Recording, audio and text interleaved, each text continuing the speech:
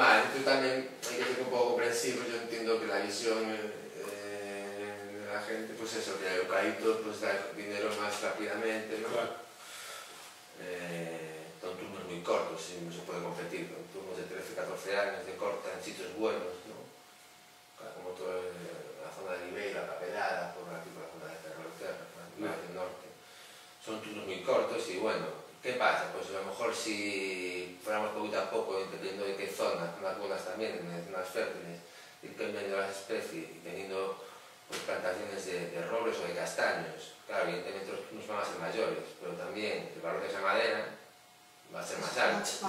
Y la protección que da al ecosistema y a la biodiversidad, porque son las especies propias de esta zona, es mucho mayor que la que existe con el eucaliptal. Beneficios, claro, a lo mejor beneficios directos, pues claro, son a más largo plazo y bueno, claro, hay unos beneficios que son indirectos, que a lo mejor económicamente son menos cuantificables y sí que a lo mejor podrían ser cuantificables económicamente de otra manera, pues por medio de desgravaciones fiscales o todavía no se ha políticas. Rentable también.